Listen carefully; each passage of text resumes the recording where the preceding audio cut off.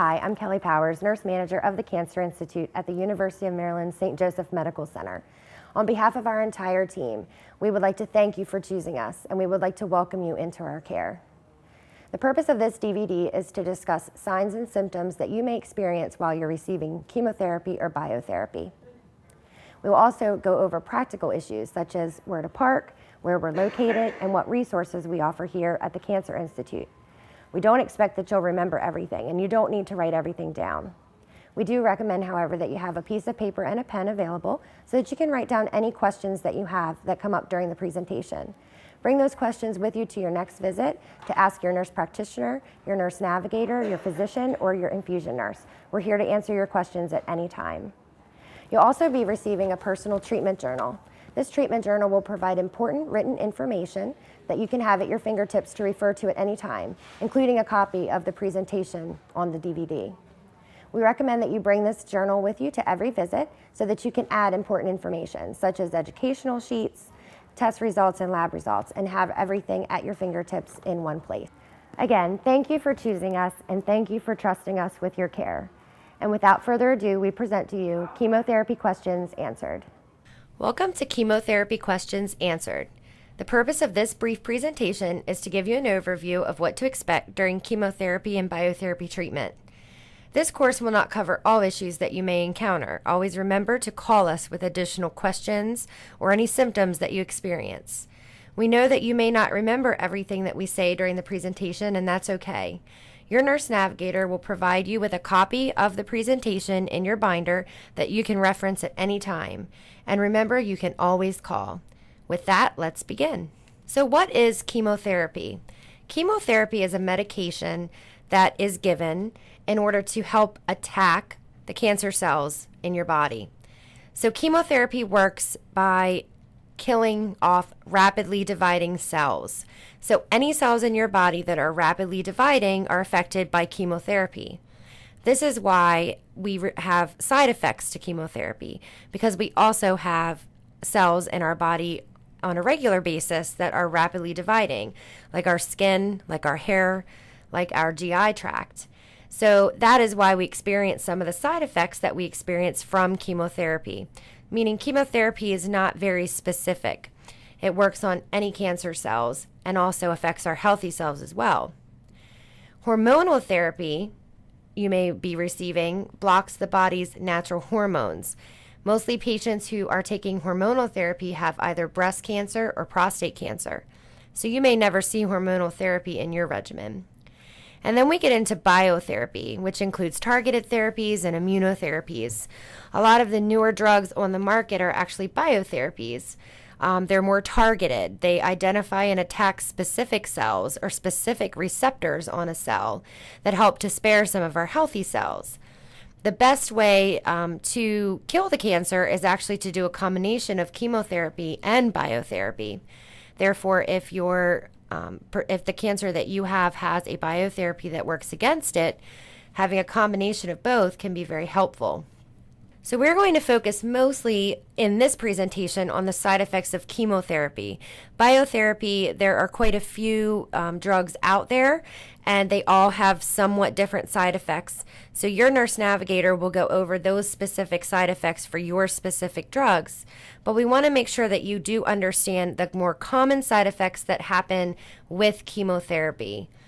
And again, those are mostly related to the fact that chemotherapy affects our healthy cells that are rapidly dividing, as well as the cancer.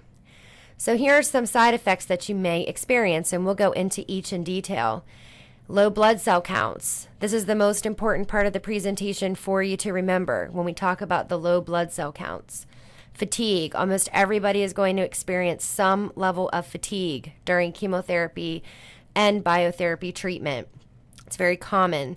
That fatigue will actually be worse if you're also receiving radiation therapy at the same time. So it's good to be prepared for that fatigue, and we'll go into that as well in specifics. Some nausea and vomiting. We've come a very long way with medications to help with nausea and vomiting during chemotherapy, but it still is a risk for some patients. Hair loss, and that's with certain drugs. Not everybody loses their hair fully. Some have their hair thin, and some patients never lose their hair at all. So it's important to talk to your nurse navigator about which regimen you're receiving and whether or not that will cause full or partial hair loss. And then there's always a reaction when we take any medication, a chance that you may have an allergic reaction. So let's go into the first side effect that we'd like to talk about today. Myelosuppression is a fancy medical term that means low blood counts. So in our blood, we have multiple types of blood cells, and those blood cells help us with different things. We have red blood cells, which carry oxygen throughout our body. We have white blood cells, which help us to fight infection. And we have platelets, which help us to clot our blood. So those are the three main types of blood cells. And unfortunately, chemotherapy can affect any of those or all of those. So we will draw your blood very frequently. You'll have your blood drawn initially to get a baseline. You'll have your blood drawn at every chemotherapy treatment. And some of you may even have your blood drawn in between chemotherapy treatments to see how you are reacting to the medication.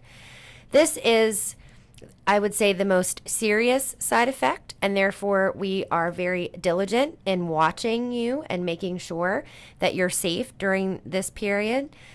We also want to make sure that you understand some things that you can do at home to protect yourself as well from low blood cell counts. So the nadir, you'll hear us use that term at times, NADIR, is the point at which your cell count is at its lowest during chemotherapy. So you may think that's the day of and the day after treatment. That's actually not true. The nadir, the lowest point of our blood cells, happens about 7 to 14 days after chemotherapy treatment. So at about a week to 2 weeks after. So at this time, you are particularly at increased risk for infection, for bruising, for bleeding. You may feel more fatigued. You may have fevers.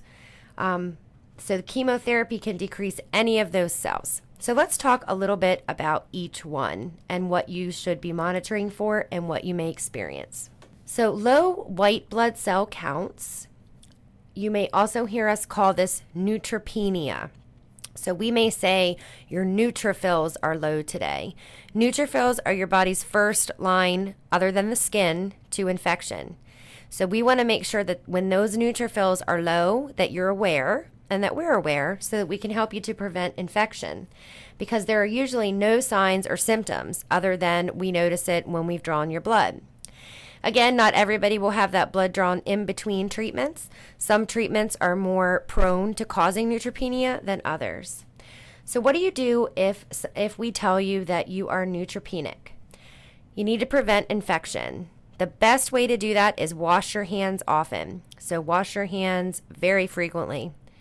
Check your temperature at least once a day, and you're going to let us know if your temperature goes above 100.4 or more, or if you have chills. You need to wash all of your fresh produce. So it used to be that we recommended you not eat fresh produce, but we actually do not recommend against that any longer. We just ask that you wash it all very well before you consume it. Have somebody else change the water for fresh flowers, or don't have them at all during your treatment. You can garden, but you need to wear some gloves, you need to wear a mask, long sleeves, and pants. You want to make sure when you're gardening there's risk for exposure to things such as fungus. So you want to make sure that you are covering up your nasal passages, covering up your arms, legs, to prevent cuts, things like that. If you have a cat, have somebody else change the litter or handle the feces. If you must do that, if you live alone and you don't have help, then make sure that you wear a mask and gloves. Some patients will receive what we call a white blood cell booster shot known as Neulasta. Neulasta is the most common. There's also another option called Neupogen. We tend to use Neulasta. Neulasta is given the day after chemotherapy to ensure that your white blood cell count does not go as low as it could. So it really helps to boost those white blood cells. Some patients do receive the Neulasta or Neupogen, and some do not. It all depends on your regimen and your treatment, and your doctor will let you know if you are to receive that or not. So let's move along to low red blood cells. So this is what we mean when we say somebody is anemic. When somebody has anemia, they have low red blood cells. And remember, red blood cells carry oxygen through our body. So when our red blood cells are low, we may have symptoms such as pale skin, fatigue is the most common, shortness of breath, rapid heart rate or palpitations if the anemia gets severe enough, and you may get cold easily. So those are all symptoms of anemia. And so most of our patients will be anemic to some level. Very rarely does that go low enough to require something such as a blood transfusion. However, you need to keep an eye on this, and we'll keep an eye on it for you as well. You need to treat your symptoms by conserving your energy. Sometimes our clinic can be a little cold, so wear a sweater. We'll provide a blanket for you, and you can drink a warm beverage. That will be helpful with that cold. Iron supplements or a blood transfusion may be prescribed if needed. Again, that is more rare. However, some patients do require that. And then we also have a booster for red blood cells, just like we do with white blood cells, which is used pretty uncommonly. We don't use this very often, but it's known as Procrit, and it can be used during treatment to help keep those red blood cells up to an acceptable level. Again, we don't use that as much as we used to because we have found other ways to manage the anemia. So let's talk a little bit about low platelets. This is the last blood cell that we're going to talk about. And a low platelet count is also known as thrombocytopenia. So you may or may not experience symptoms from thrombocytopenia. If it's low enough, you may experience some bruising, some nosebleeds, maybe some bleeding when you brush your teeth with your gums. You want to let us know if you start to notice that. Any blood in your urine, in your stool, or if you have a wound or cut that won't heal, that's particularly concerning, and we would want to know that right away. So how can you protect yourself when your platelets are low? We don't do much for low platelets, meaning unless the platelets are extremely low, you do not get a platelet transfusion. So you need to make sure when your platelets are low that you're preventing injury. Wear proper footwear, meaning wear rubber-soled shoes that you won't slip or cut your feet, and reduce clutter at home. So get rid of those throw rugs and things that could trip you. Avoid medications that can increase bleeding. So if you're on a daily baby aspirin, please talk to your medical oncologist to make sure they want you to stay on that. Ibuprofen or other NSAIDs such as Aleve can thin the blood as well. So again, ask your doctor about taking these medications and if you should avoid them. You need to ask your doctor prior to scheduling any dental appointment, and that goes for any chemotherapy patient. So because our platelets are low, because your white blood cell count is low, dental work can be particularly risky, so we want to ensure that we're aware of what you're going for, and you may want to have a dental cleaning prior to starting chemotherapy. Make sure to report any significant bleeding, as was stated, or severe headaches. So if you have a headache that it's like something you've never felt before in your life, you definitely want to let us know while you're on chemotherapy. So that is the last piece on low blood cells. I know that that's quite a bit to take in, but it is important, and make sure that you have those slides to reference in your binder. Let's talk about fatigue. So fatigue is the most common and the most distressing complaint associated with cancer and cancer treatment. Not everybody will have it, but most patients will. And we will ask you each time you visit, what's your energy level been? How tired have you been? Have you felt fatigued? There is a fatigue scale from 0 to 10. 0 meaning that you're fine, you're out, you're running, you're doing your normal activity. 10 meaning that you can't get out of bed all day. And we'll need to manage your treatment against your quality of life. So if the fatigue is affecting your quality of life and your ability to live the way that you want to, we'll have to discuss that, with each treatment and see how you're doing. So what can you do to manage fatigue? Prioritize your day by doing your most important chores or errands when you feel the most energetic. So if you feel the best when you wake up in the morning, do everything in the morning. And then by the evening, when you're feeling fatigued and tired, you can rest. Conserve your energy by taking short power naps. So less than an hour is usually what we recommend during the day. Exercise each day, even if it's just a short walk. This does help with fatigue. I know it sounds counterintuitive, but it's very helpful to try to get up and around, even if it's just for a short time. Now, if you're having shortness of breath or heart palpitations during even moderate or mild activity, please let us know. We want you to drink at least 64 ounces of fluids a day. Those fluids can be anything, juice, water. We prefer non-caffeinated. So anything that you drink caffeinated, such as coffee or tea, does not count towards your 64 ounces. However, if you're not feeling well that day, don't push fluids in. Meaning if you can only get 50 in, only 40 in, that's fine.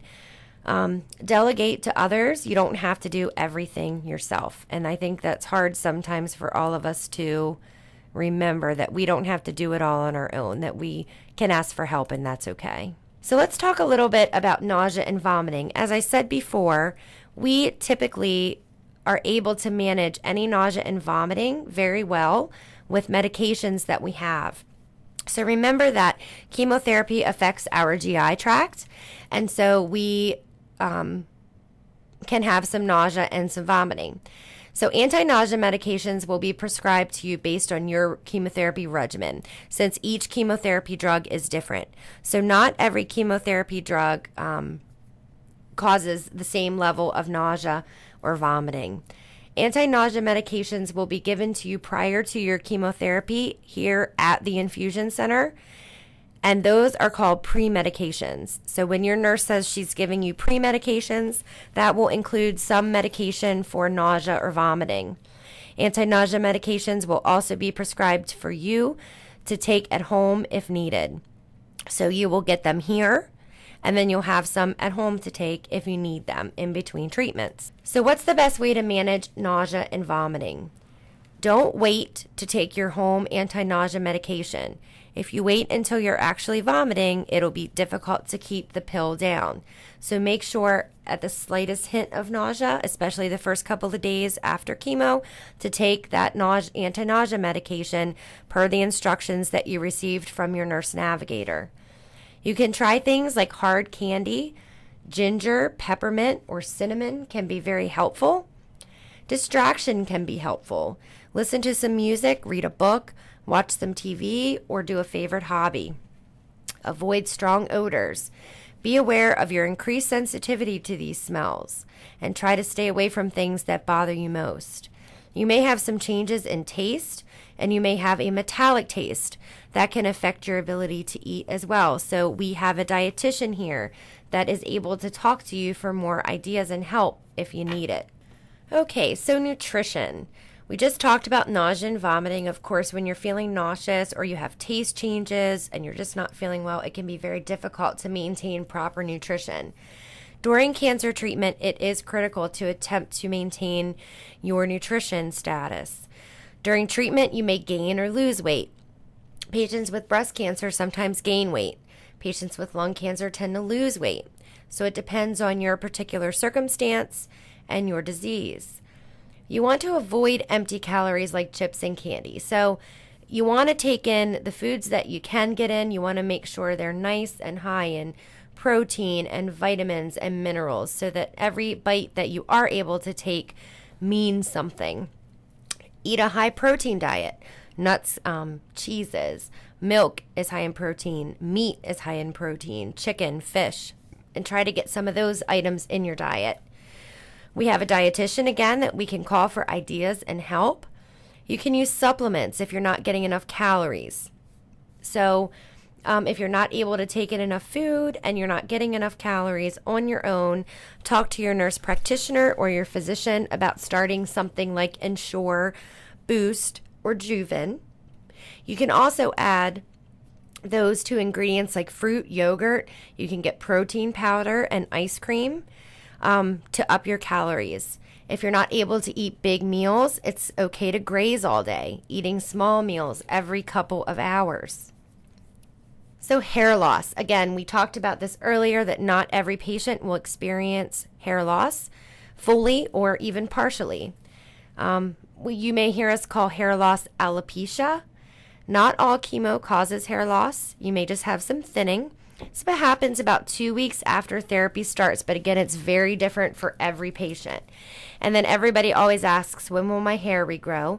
Takes about 3 to 5 weeks after the end of treatment for it to start, and full regrowth may take about 3 to 5 months. You may find your hair is a little different in color and texture as well when it grows back. So how do we manage hair loss? You want to make sure that you protect your scalp from the cold and the sun. Your scalp is not used to seeing the elements, so it can very easily get sunburnt, windburnt. So please make sure that you're protecting your scalp using either a head covering, a head scarf, a wig, or a hat. Don't dye your hair during therapy or for about a year after finishing therapy. The hair can be very brittle and delicate, so you want to make sure to maximize that hair regrowth, that you kind of try not to chemically alter it in any way for about a year. Your scalp might feel sore and sensitive. So right before the hair falls out, some patients say they feel tingling in the scalp. Some say their scalp feels sore, and that is a normal feeling. And it's always important to look for a wig before hair loss, meaning don't wait until your hair has totally fallen out and then try to find a wig. Sometimes it can be a bit of a process to find a wig that fits, to find something that you like, and then sometimes insurance will cover it, and that process can be long. So it's important to start that process before you actually lose all of your hair. So allergic reaction, this can sound scary, but we always like to make sure that we let every patient know that this is something that can happen, so that you know to let us know right away if you're experiencing anything that doesn't feel right. So what is an allergic reaction? It's the natural reaction of our body to something that just doesn't belong. So, you may have an allergy to penicillin. You may have an allergy to bee stings. Those are some common allergic reactions. So anytime we're introducing something foreign into the body, there's a chance that your body may not like it and may react to it. So it's the same thing for chemotherapy. There are some drugs that our body doesn't like more than others, and we'll let you know during your treatment if the medication that you are receiving has a high risk for reaction. And we will monitor you extremely closely. You are in view of a nurse at all times when you're receiving your treatment, and you may actually want to let us know anytime that you feel something that just doesn't feel right, even if it's just a gut feeling where something doesn't feel right while you're getting your infusion. So some symptoms that may be a sign of an allergic reaction: difficulty breathing, chills, itching, rash, hives. And again, report any odd sensations to your nurse. It's very important. So there are some other side effects you may experience. We won't go into all of them in detail because not every patient has them. But some patients do have flu-like symptoms, meaning joint and muscle aches, just feeling down, feeling almost flu-like. Constipation and diarrhea can happen with medications. Neuropathy, that's numbness and tingling of the hands and feet. If the medication that you are receiving puts you at a high risk for neuropathy, you will receive those instructions from your nurse practitioner, your nurse navigator, and your infusion nurse to let us know every time you come in for treatment if your hands or feet are tingling or numb, or if you lose any ability to do any function like buttoning your shirt. We'll want to know that right away. Some treatments can cause tenderness of the mouth or mouth sores, so we'll look into your mouth to make sure that there aren't any issues there. Again, changes in taste. Things might taste bad or metallic, especially with certain medications. You may experience changes in your nails, in your skin color, or the tone of your skin. Of course, a lot of patients do feel a sense of sadness or fear or a sense of loss, of normalcy. You're coming in to see us very frequently. You're losing your hair. You're feeling side effects. It's sometimes all very difficult to cope with. You may have some depression or some anxiety. We do have nurses who are trained in how to help with that. And we also have a social worker here who's available for individualized counseling as well. So you can always ask your nurse about that. So you will have a side effect section in your binder.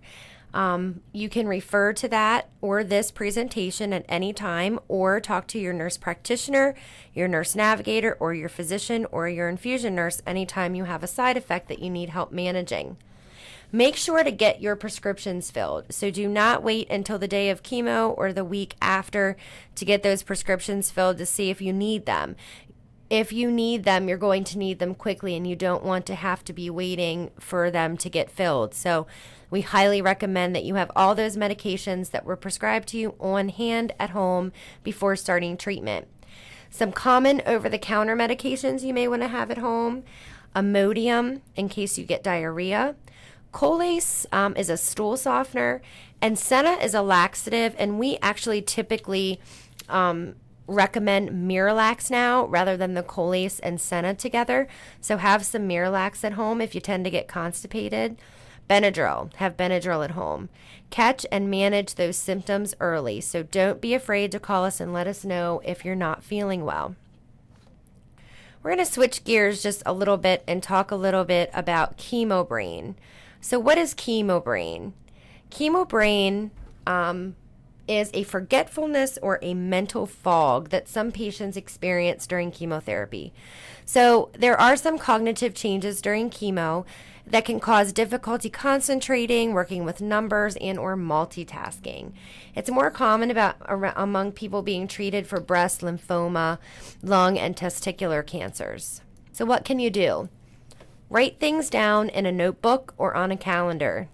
Read, do crossword puzzles or other word puzzle activities to work your brain. Follow a routine, ask for help, try to relax and reduce stress, and bring someone with you if you need help to take notes when needed.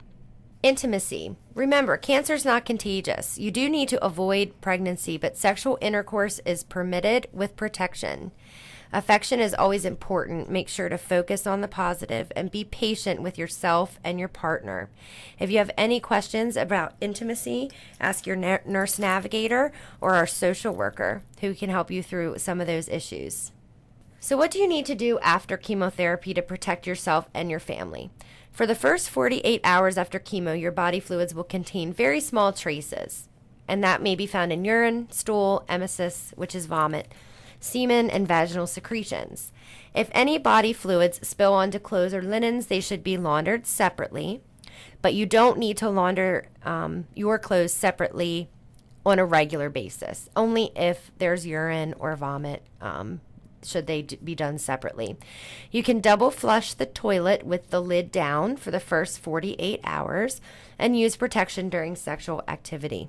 So what do you need to call us for? These are the things that you need to call us at 410-427-5585 if you experience a temperature of 100.4 or greater, shaking chills, significant bleeding, bruising, significant change in symptoms, meaning pain that's increasing, a rash that's increasing, vomiting that's not controlled by home medications, diarrhea that's not decreased with home medications, any pain or burning with urination or frequent urination, or an admission to the ER or hospital for any reason.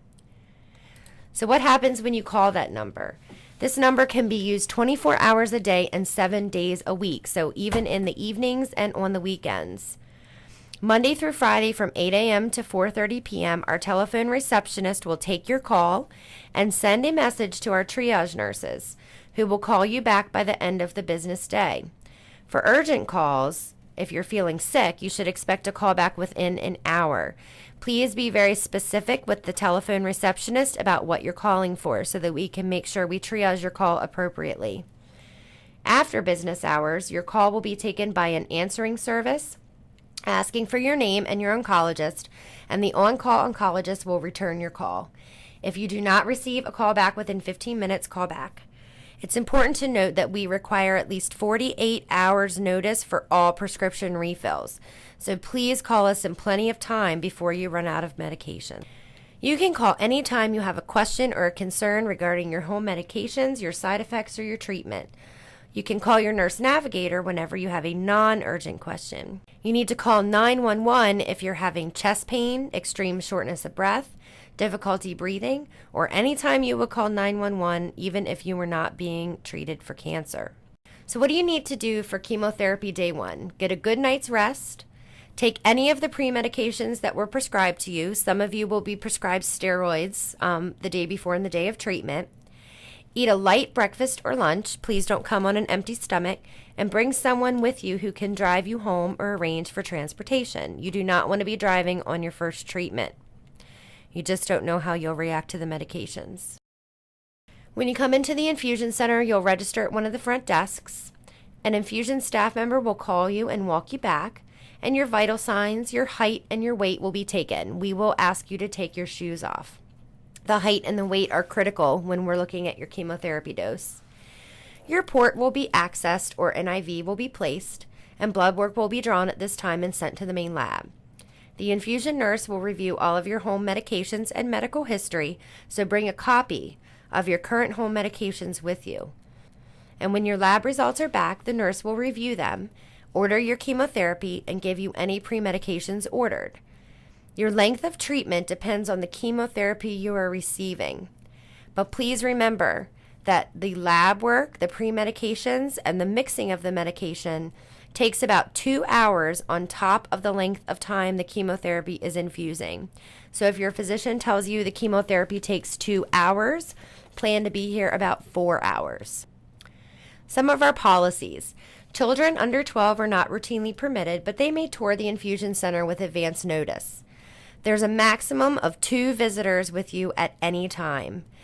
There's just not enough room for more than 2. If you will be at the center for lunch, please bring a lunch with you. We do have drinks and we do have snacks, but we do not provide a meal. For radiation patients only, outside parking is available behind the Cancer Institute. All other oncology patients are to park in the O'Day garage next to the Cancer Institute. There are special parking passes, including daily and booklet options, that can be purchased for a fee at the parking booth as you exit. And we unfortunately do not validate parking at the center, so you must purchase one of the special parking options for any discounted parking. Very briefly, I want to let you know about something that you will see when you come into the office. We will be doing a distress thermometer with you. We will ask you to rate your distress on a scale of 0 to 10 at every visit, and depending on that score, we will enlist one or more of our support services to help you.